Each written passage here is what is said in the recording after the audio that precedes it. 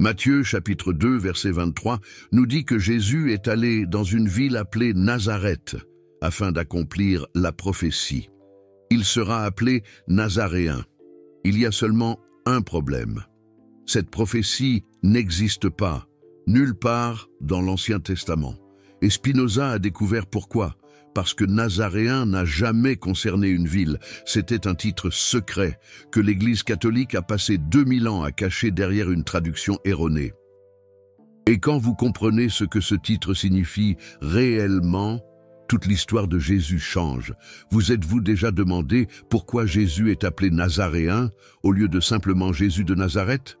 Pourquoi ce terme spécifique apparaît-il à plusieurs reprises dans les évangiles, mais la prophétie que Matthieu cite ne peut être trouvée nulle part? C'est parce que vous cherchez au mauvais endroit. Matthieu ne cite pas une prophétie sur une ville. Il révèle une identité secrète que l'Église a passé des siècles à tenter d'effacer. Et commençons par l'évidence. Nazareth n'existait pas à l'époque de Jésus. L'archéologie est une science dure. Vous creusez, vous trouvez ou vous ne trouvez pas. Et à Nazareth, ils n'ont rien trouvé du 1er siècle. Zéro preuve d'établissement humain à l'an 0. Aucune céramique, aucune construction, aucune mention dans les documents romains ou juifs contemporains. La première preuve archéologique d'occupation à Nazareth date du 2e siècle après J.C., au moins 100 ans après que Jésus y aurait vécu. Alors, comment Jésus peut-il être d'une ville qui n'existait pas? Spinoza a posé cette question en 1670, et la réponse qu'il a trouvée se trouve dans la langue originale, pas dans le grec des évangiles, mais dans l'hébreu et l'araméen que Jésus parlait réellement. Le mot grec utilisé dans les évangiles est nazoréen, pas nazarétos, qui serait quelqu'un de Nazareth, nazoréen. Et cette différence change tout, parce que nazoréen ne vient pas de Nazareth. Il vient du mot hébreu netzer, qui signifie pousse, rejeton, rameau. Et netzer est un terme technique du judaïsme du Second Temple. Il apparaît dans Isaïe chapitre 11 verset 1. Un rameau sortira du tronc de Jessé, un rejeton de ses racines portera du fruit. Jessé était le père du roi David. Donc la prophétie dit, le Messie sera un descendant de David, et il sera appelé Netzer, le rameau. Maintenant, relisez Matthieu 2, 23, il sera appelé Nazaréen. Matthieu ne dit pas que Jésus est de Nazareth. Il dit que Jésus a accompli la prophétie d'Isaïe. Il est le Netzer, le rameau de David. Mais pourquoi l'Église a-t-elle caché cela? Parce que si Nazaréen est un titre messianique et non un lieu de naissance, alors tout le récit sur Nazareth étant une ville humble et rejetée s'écroule. Et pire, cela révèle que Jésus faisait partie d'un mouvement politique spécifique au sein du judaïsme. Les Netzerim étaient une secte juive du 1er siècle. Ils croyaient que le Messie serait un descendant de David et viendrait restaurer le royaume d'Israël en expulsant Rome. C'étaient des révolutionnaires, des nationalistes juifs. Certains historiens les relient aux Zélotes, le groupe qui a mené la rébellion contre Rome en 66 après J.C. Si Jésus était nazaréen le Netzer, il n'était pas seulement un prédicateur spirituel pacifique, il était le chef d'un mouvement politique de résistance. Et ça, l'Église ne pouvait pas le permettre. Alors, ils ont créé Nazareth. Ils ont transformé un titre en ville. Et ils ont passé 2000 ans à faire semblant que l'archéologie prouverait l'histoire. Mais elle ne l'a pas prouvé. Parce que l'histoire était un mensonge depuis le début. Spinoza a trouvé des manuscrits hébraïques à Amsterdam, qui appelaient les premiers disciples de Jésus Nazrati ou Netzerim, jamais comme habitants d'un lieu, toujours comme membres d'un mouvement, et c'est là que ça devient fascinant. Amsterdam au XVIIe siècle était un refuge pour les Juifs expulsés d'Espagne et du Portugal par l'Inquisition. Ils ont apporté avec eux des bibliothèques entières de manuscrits médiévaux qui ont échappé à la destruction. Des manuscrits que l'Église catholique avait tenté de détruire. L'un de ces manuscrits, le Toldot Yeshu, un texte juif polémique sur Jésus, écrit entre le IVe et le Xe siècle, se réfère toujours à Jésus et à ses disciples comme Notzrim, dérivé de Netzer. Il ne mentionne jamais une ville appelée Nazareth. Il utilise toujours une désignation sectaire. Pourquoi des Juifs? Il n'avait aucune raison d'inventer une ville chrétienne. Utiliserait-il un terme sectaire au lieu de géographique? Parce qu'il savait que Netzer était un titre, pas un lieu. Un autre manuscrit, un fragment de lettre rabbinique du IXe siècle, trouvé dans la Guéniza du Caire, débat de la question de savoir si les Notzrim étaient encore juifs ou s'ils étaient déjà une religion distincte. Le texte discute de leurs pratiques, de leurs croyances et de leur leadership. Et il les appelle constamment Notzrim, une secte, pas des gens d'une ville. Épiphane de Salamine, un évêque du XIVe siècle qui a écrit une encyclopédie d'hérésie appelée le Panarion, consacre une section entière aux Nazaréens. Et il est explicite, ils s'appelaient eux-mêmes Netzerim. Il dit que c'étaient des Juifs qui croyaient en Jésus comme Messie, mais rejetaient sa divinité. Ils gardaient encore le sabbat. Ils suivaient encore les lois alimentaires. Ils pratiquaient encore la circoncision. Épiphane les appelle des hérétiques, parce que pour l'Église du IVe siècle, tout christianisme qui maintenait le judaïsme était inacceptable. Constantin avait besoin d'un christianisme gentil, séparé de ses racines juives. Alors les sectes judéo-chrétiennes comme les Netzerim ont été persécutées et finalement anéanties. Mais avant de disparaître, ils ont laissé des textes. Et ces textes montrent qu'ils s'appelaient Netzerim depuis le début, non pas parce qu'ils étaient de Nazareth, mais parce qu'ils suivaient le Netzer, le rameau de David. Jérôme, le traducteur de la Vulgate latine au IVe siècle et contemporain d'Épiphane, admet dans ses lettres quelque chose de révélateur. Il dit que les Juifs de son époque appelaient les chrétiens Netzerim, et que cela venait de l'hébreu Netzer, signifiant rameau ou rejeton. Jérôme le savait. Il était un maître en hébreu. Il avait étudié avec des rabbins à Bethléem. Il comprenait que Netzer était un titre messianique. Mais lorsqu'il a traduit la Bible en latin, il a choisi Nazarenus, comme s'il s'agissait d'une ville. Pourquoi? Parce que l'Église avait déjà décidé du récit officiel. Et Jérôme, bien qu'il connaisse la vérité linguistique, a servi le récit politique.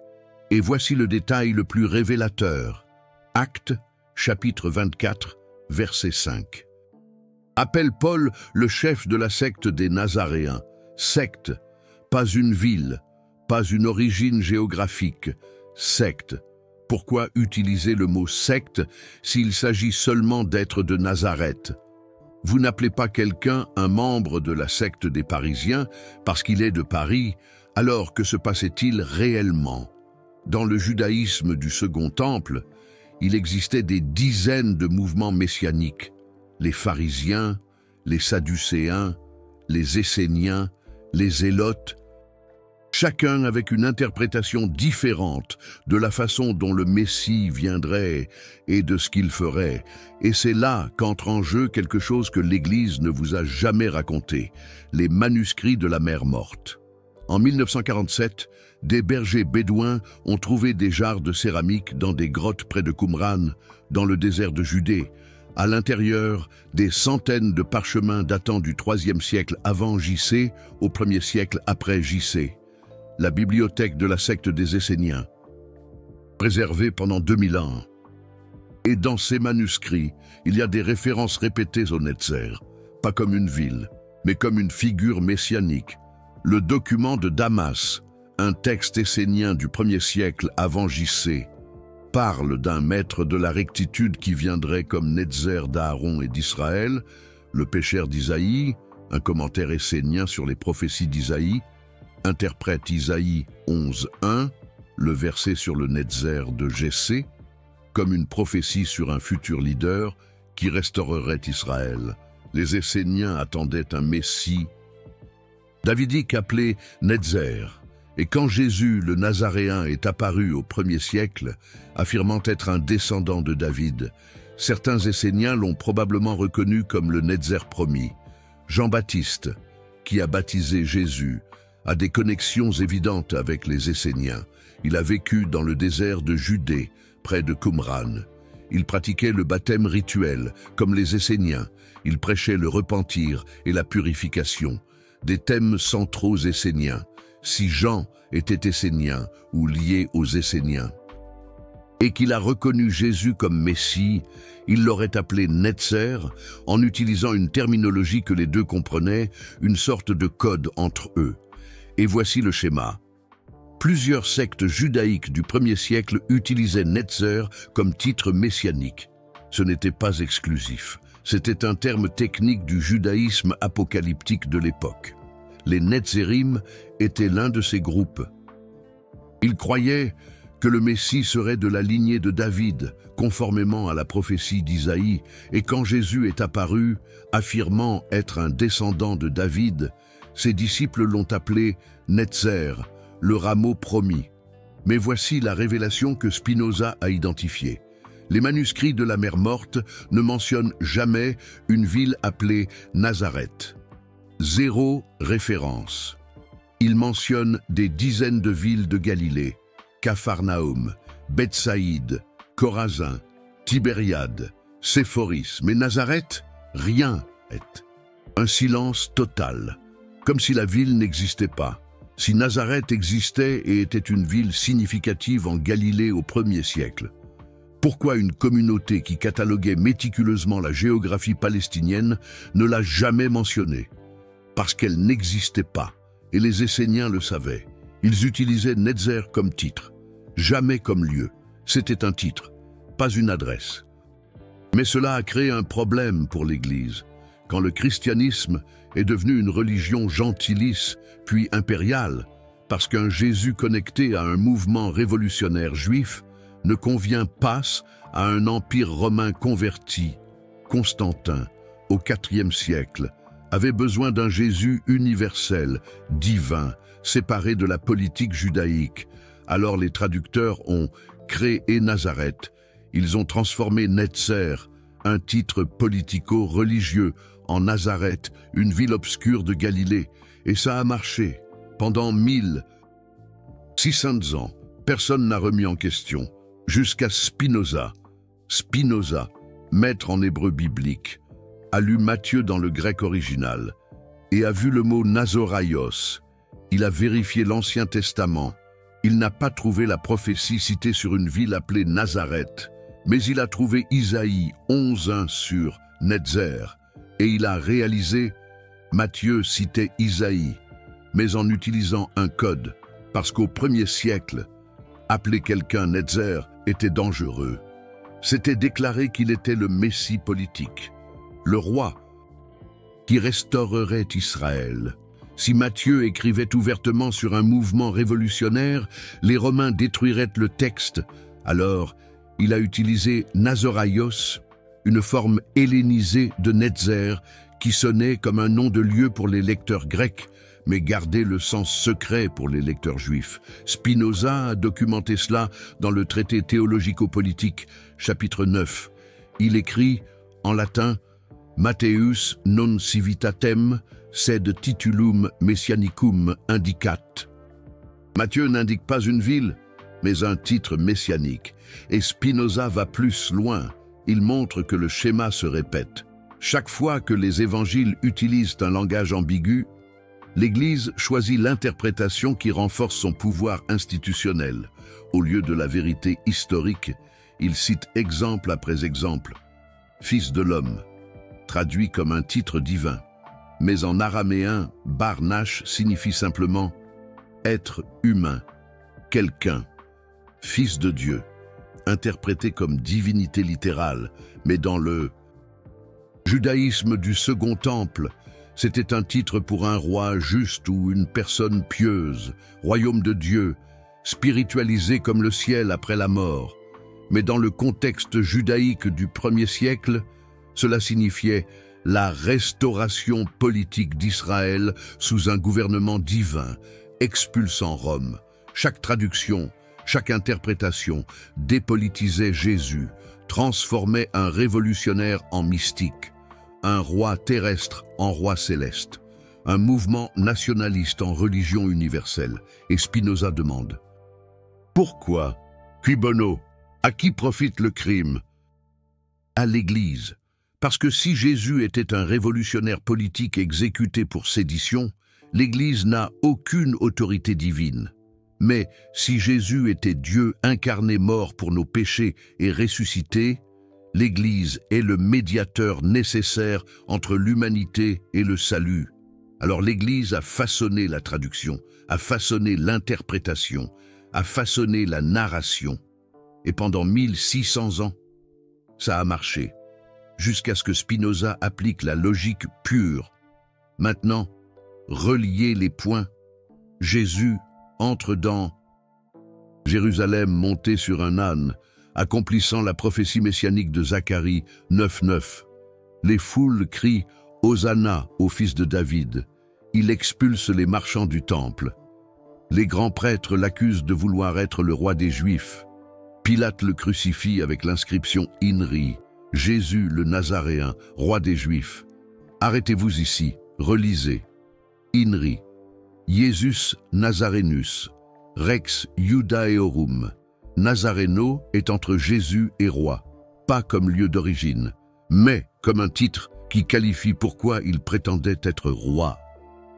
Jésus, le Netzer, le rameau de David, roi des Juifs. Si c'était à propos d'une ville, l'inscription serait Jésus de Nazareth, roi des Juifs, ou Jésus de Galilée, ou tout autre marqueur géographique normal. Mais non, c'est Nazareno, un titre messianique que Pilate a utilisé pour se moquer de la revendication de Jésus. Vous dites que vous êtes le Netzer, le rameau promis? Voici votre trône, une croix, Nazareno, roi, juif. Il ne parle pas d'une ville, il parle d'une allégation politique. Jésus prétendait être le Netzer, le rameau de David, donc le légitime roi d'Israël. Et Rome l'a exécuté pour sédition, pas pour blasphème religieux, mais pour un défi politique. La crucifixion était la peine romaine pour les rebelles politiques, pas pour les blasphémateurs religieux. Si Jésus avait seulement offensé les autorités religieuses judaïques, il aurait été lapidé conformément à la loi de Moïse, mais il a été crucifié, peine romaine, pour des crimes contre Rome, et l'accusation était écrite au-dessus de sa tête pour que tous la voient. Cet homme prétend être roi, alors que Rome gouverne. C'est de la sédition. Voici la punition. Mais quand Paul a commencé à prêcher aux gentils, il a eu besoin de dépolitiser Jésus, de transformer une révolution en salut spirituel. Alors la narration a changé. Netzer est devenu Nazareth. Roi des Juifs est devenu sauveur du monde. Un mouvement politique est devenu une religion universelle. Et l'Église catholique a consolidé cette transformation au IVe siècle. Ils avaient besoin d'un Jésus qui ne menace pas Rome. Alors, Nazareth a été inventé comme une ville. Les traducteurs futurs ont répété le mensonge. Et 2000 ans plus tard, des milliards de personnes croient que Jésus était d'une ville qui n'existait pas. Mais qu'en est-il des pèlerinages modernes?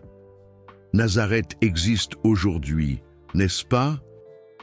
Oui, parce qu'au IVe siècle, quand Hélène, la mère de Constantin, voyagea en Terre Sainte pour identifier des lieux sacrés, elle désigna un village en Galilée comme Nazareth.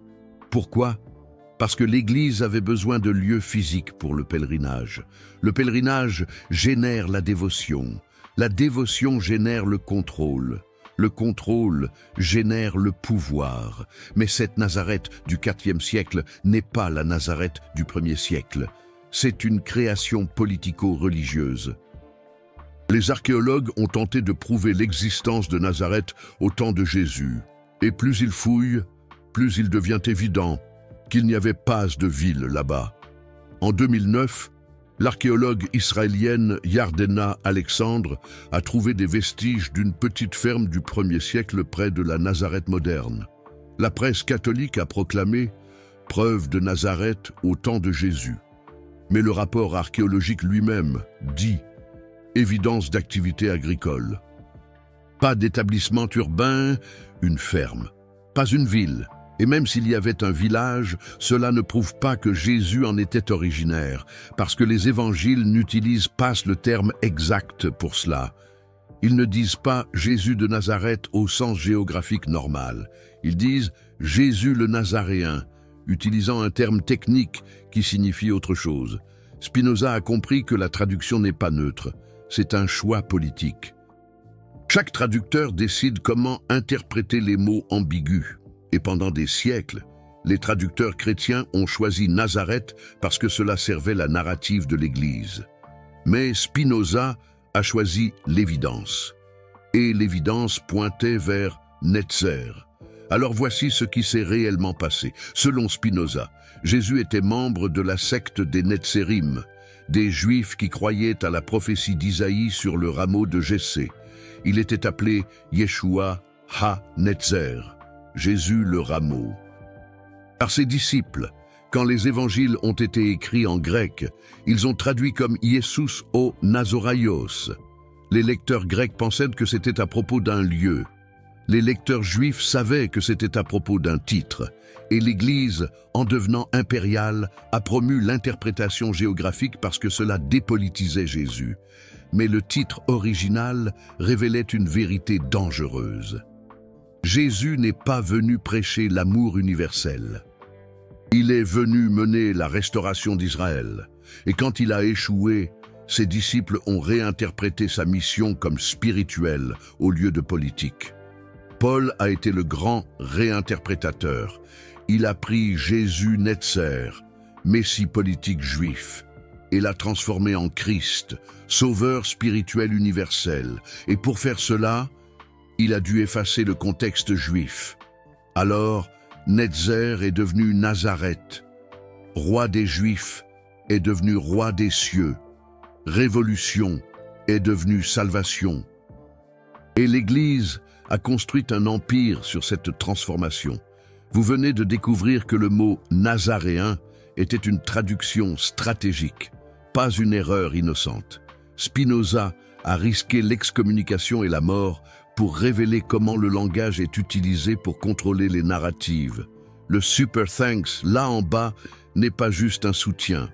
C'est vous disant que la traduction importe, que les mots ont du pouvoir, que la vérité linguistique expose le mensonge historique. Quand vous cliquez sur ce cœur doré, vous vous joignez à ceux qui valorisent la précision sur la tradition. Vous choisissez Spinoza, pas la propagande impériale. Maintenant, la partie qui change comment vous lisez n'importe quel texte sacré. La méthode spinoziste d'analyse textuelle, parce que ce n'est pas juste une révélation sur Jésus, c'est sur comment détecter la manipulation linguistique dans n'importe quel document qui allègue une autorité divine. Spinoza a créé une méthode qu'il a appelée l'analyse historico-critique. 3 étapes simples que n'importe qui peut utiliser. Étape 1. Lisez dans la langue originale autant que possible. Les traductions chargent le biais du traducteur. Si vous ne maîtrisez pas la langue, comparez de multiples traductions et notez où elles divergent. La divergence révèle l'ambiguïté, et l'ambiguïté révèle le choix. Étape 2. Investiguez le contexte historique. Qui a écrit? Quand? Pour qui? Avec quel but politique ou religieux? Les textes ne tombent pas du ciel, des humains les écrivent. Et les humains ont des agendas.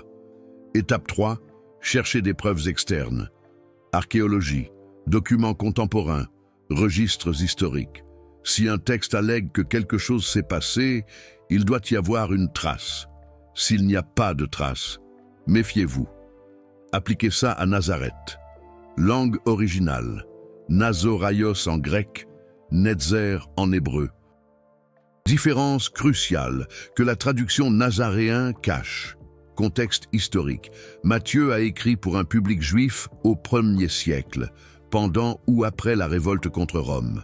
Il avait besoin de montrer que Jésus était le Messie promis, mais sans attirer les représailles romaines. Preuve externe. Zéro évidence archéologique d'une ville appelée Nazareth au 1er siècle, mais abondante évidence de secte judaïque messianique appelée Netzerim. Conclusion. Nazaréen est un titre.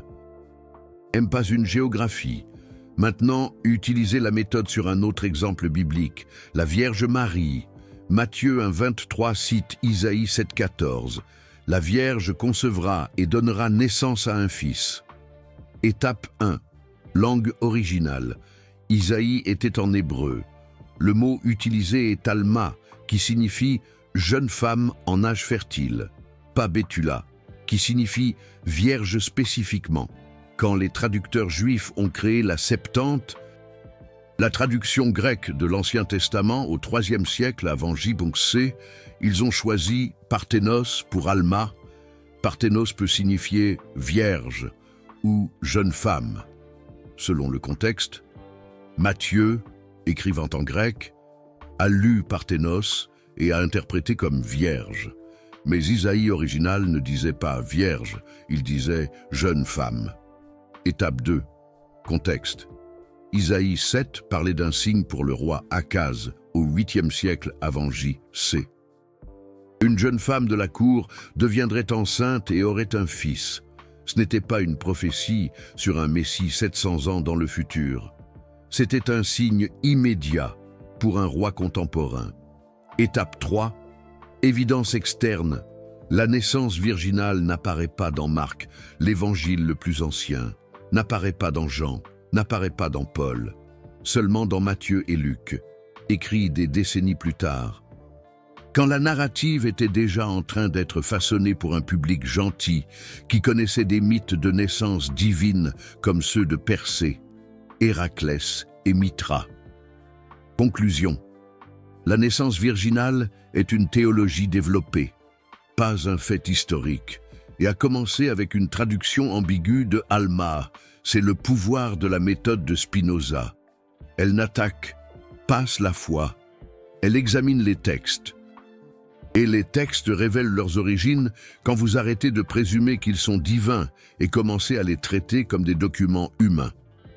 Spinoza a dit « Je traite la Bible comme je traiterais n'importe quel autre livre ancien, avec respect pour l'histoire, mais sans révérence qui empêche l'analyse critique. » Et cette posture lui a coûté tout, mais a libéré des générations de penseurs qui sont venus après.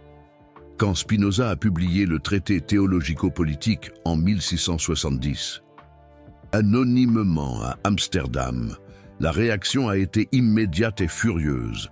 Le livre a été banni en Hollande en 1674, brûlé publiquement dans plusieurs villes européennes. Le Vatican l'a placé dans l'index Librorum Prohibitorum, où il est resté jusqu'au XXe siècle. Pourquoi une telle peur d'un livre de philosophie ? Parce que Spinoza avait fait quelque chose que personne n'avait osé avant. Il a appliqué la méthode scientifique à la Bible. Et les conclusions détruisaient l'autorité de l'Église. Il a prouvé que Moïse n'avait pas écrit le Pentateuque. Quelles prophéties furent écrites après les événements qu'elles étaient censées prévoir? Quels miracles étaient des impossibilités physiques ou des exagérations littéraires? Que la Bible était truffée de contradictions, d'interpolations et de révisions ultérieures. Et concernant Jésus le Nazaréen, Spinoza fut chirurgical. Matthieu cite une prophétie qui n'existe pas, parce qu'il utilise un code judaïque que les traducteurs chrétiens ont transformé en géographie fallacieuse. L'Église ne disposait d'aucune réfutation. Elle eut donc recours à la censure, mais le mal était fait. La méthode de Spinoza inspira des générations d'érudits critiques. Au XIXe siècle, la critique biblique allemande développa toute une école historico-critique, basée sur les principes spinozistes. Des érudits tels que Julius Wellhausen, David Friedrich Strauss et Albert Schweitzer appliquèrent une analyse textuelle rigoureuse et parvinrent à des conclusions similaires. Les évangiles sont de la théologie, pas de la biographie. Et concernant Nazareth spécifiquement, les archéologues modernes ont confirmé Spinoza. Nazareth n'existait pas au 1er siècle comme ville, peut-être un minuscule village agricole, mais pas l'origine d'un mouvement qui allait conquérir l'Empire romain. La découverte des manuscrits de la Mer Morte en 1947 fut une validation posthume de Spinoza. Il mourut en 1677, sans preuves archéologiques. Mais il avait la logique linguistique. Et quand les parchemins de Qumran furent traduits, ils révélèrent exactement ce que Spinoza avait prédit. Netzer était un titre messianique utilisé par de multiples sectes judaïques. Pas une ville. Cela n'a jamais été une ville. La transformation de Netzer en Nazareth est un exemple parfait de la manière dont le langage contrôle l'histoire. Et l'histoire contrôle le pouvoir. Maintenant, la question cruciale. Si Nazaréen est un titre et Nazareth une invention, que d'autre dans le récit de Jésus a été transformé? Réponse. Presque tout. Bethléem. Matthieu et Luc disent que Jésus est né à Bethléem pour accomplir une prophétie de Michée 5:2. De Bethléem sortira le gouverneur d'Israël. Mais Marc et Jean ne mentionnent jamais Bethléem. Jean 7:42 montre que les gens pensaient que Jésus était de Galilée, pas de Bethléem. Et ils utilisaient cela pour argumenter qu'il ne pouvait pas être le Messie, car le Messie devait être de Bethléem. Si Jésus était réellement né à Bethléem et que tout le monde le savait, pourquoi Jean enregistre-t-il cette objection sans la réfuter? Parce que Jésus n'est probablement pas né à Bethléem.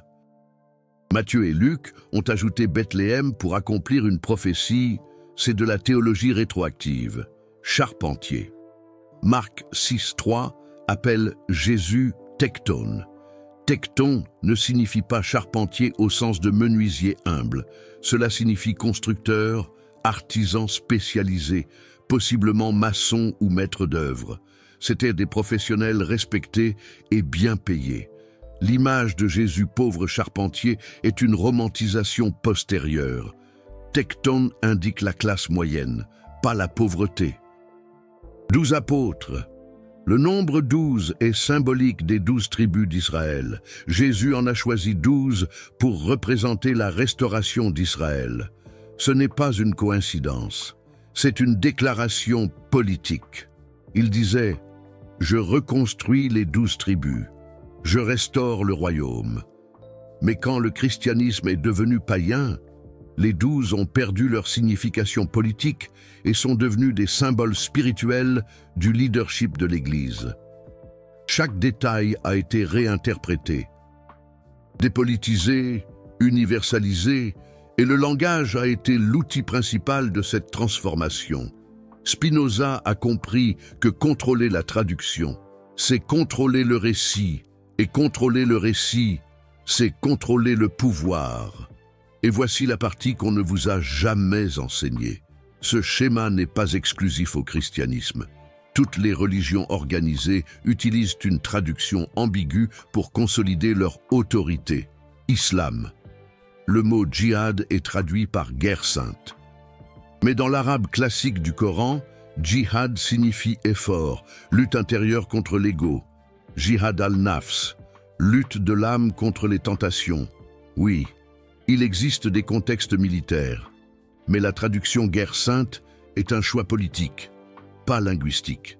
Elle sert les récits sur le conflit, pas sur la croissance spirituelle. Judaïsme. Le mot olam en hébreu biblique est traduit par éternité. Mais olam signifie ère, période longue de temps, pas infinie. Quand le Tanakh parle de Brit Olam, alliance éternelle, il dit alliance durable, pas littéralement sans fin. Mais les traducteurs ont choisi éternité, parce que cela donne plus de poids théologique. Hindouisme. Le mot dharma est traduit par religion ou devoir, mais dharma en sanskrit signifie ordre naturel des choses. chemin correct conforme à sa nature. Ce n'est pas une imposition externe, c'est un alignement interne. Mais traduire comme devoir justifie le système des castes. Si dharma est un devoir imposé, vous devez accepter votre caste. Si dharma est la nature authentique, vous questionnez la hiérarchie artificielle. Bouddhisme. Le mot dukkha est traduit par souffrance. Mais dukkha en pali signifie insatisfaction, inconfort, absence de facilité. C'est plus subtil que souffrance. Mais souffrance vend mieux l'idée que la vie est douleur et que vous avez besoin de l'illumination pour y échapper. Chaque religion, chaque traduction porte un agenda. Spinoza fut le premier à systématiser cela comme méthode. Alors, voici le défi spinoziste. Prenez n'importe quel texte sacré, chrétien, juif, islamique, hindou, n'importe lequel. Appliquez les 3 étapes. Langue originale, contexte historique, preuves externes, et voyez ce qui se passe. Vous ne perdez pas nécessairement la foi, mais vous gagnez en compréhension. Et la compréhension est la liberté.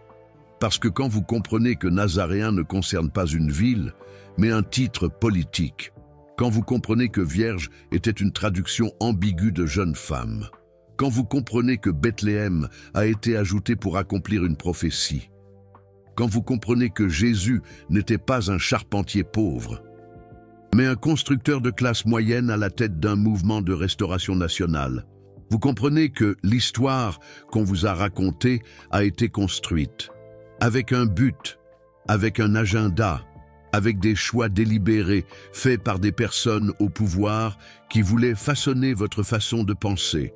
Et Spinoza a dit, vous n'êtes pas obligé d'accepter la version officielle. Vous pouvez lire par vous-même, penser par vous-même, conclure par vous-même. Il a appelé cela la liberté philosophique, et cela lui a coûté sa communauté, son argent, sa sécurité, sa santé. Quand Spinoza fut excommunié le 27 juillet 1656, il avait 23 ans. La malédiction lue à la synagogue portugaise d'Amsterdam fut l'une des plus sévères de l'histoire juive. Il fut expulsé de la communauté, interdit de parler à un juif, y compris sa propre famille, maudit dans tous les aspects de sa vie. Et pourquoi? Pour avoir posé des questions. Pour avoir appliqué la raison au texte sacré, pour avoir refusé d'accepter les interprétations officielles sans preuve, il vécut les 21 années suivantes seul, polissant des lentilles pour microscope, un travail qui lui garantissait une indépendance financière, mais détruisait ses poumons avec de la poussière de verre, écrivant de la philosophie la nuit, publiant anonymement pour éviter la persécution. Il mourut en 1677, à l'âge de 44 ans, d'une maladie pulmonaire. Pauvre, solitaire, rejeté par les Juifs, les chrétiens, et même par de nombreux philosophes contemporains qui jugèrent ses idées trop dangereuses. Mais ces idées ont survécu et ont transformé le monde. L'âge des Lumières du XVIIIe siècle a été bâti sur des fondations spinozistes. La séparation de l'Église et de l'État, la liberté d'expression, la pensée critique, le droit de remettre en question l'autorité, tout cela prend racine chez Spinoza. Et spécifiquement, concernant le Nazaréen, son analyse a ouvert la voie à l'archéologie biblique moderne. Aujourd'hui, aucun érudit sérieux ne croit que Nazareth était une ville significative au 1er siècle. Ils s'accordent à dire que Nazoraios est ambigu. Ils reconnaissent que la traduction porte en elle une interprétation, mais la plupart ne franchissent toujours pas le pas que Spinoza a franchi. Admettre que Netzer est un titre et non un lieu. Pourquoi donc? Parce qu'admettre cela démantèle la narrative traditionnelle, et les narratives ont une inertie, elles résistent au changement. Surtout quand des milliards de personnes ont bâti leur foi dessus. Et admettre que Jésus était un leader politique révolutionnaire et non un sauveur spirituel pacifique, changerait complètement le christianisme moderne. Cela forcerait les églises à reconnaître que leur théologie a été construite sur une traduction manipulée et que le pouvoir institutionnel dépend de mensonges linguistiques. Mais Spinoza dirait « la vérité ne sert pas le consensus. Le consensus sert le pouvoir. Et si vous voulez la vérité, vous devez être prêt à rester seul. » Il l'a été, et il en a payé le prix. Mais il n'est pas revenu en arrière, parce que pour lui, vivre dans la vérité, même solitaire, était préférable à vivre dans le mensonge, même accompagné. Et peut-être est-ce là la leçon finale. Pas sur le fait de savoir si Nazaréen est un titre ou une ville, mais sur le courage de questionner, d'investiguer, de penser par soi-même. Parce que, quand vous appliquez la méthode de Spinoza, vous réalisez que presque rien de ce qu'on vous a enseigné comme un fait indiscutable n'est indiscutable. Presque tout peut être questionné, et la plupart des vérités officielles sont des choix politiques, déguisés en révélations divines. Nazaréen était un titre messianique, Netzer, le rameau de David, transformé en Nazareth par des traducteurs qui servaient l'Empire et non la vérité. Et s'ils ont menti à ce sujet, sur quoi d'autres ont-ils menti? Cette question est dangereuse. Elle l'a toujours été. Elle a coûté tout à Spinoza. Mais il a posé la question malgré tout. Et maintenant, vous savez, le choix est vôtre. Si vous êtes arrivé jusqu'ici, vous n'êtes pas un simple spectateur. Vous êtes un penseur critique. Commentez Netzer si vous pensez que Nazaréen est un titre et non une ville. Ou écrivez Nazareth si vous pensez que c'était juste un lieu d'origine. Voyons combien ici choisissent l'analyse linguistique plutôt que la tradition non questionnée.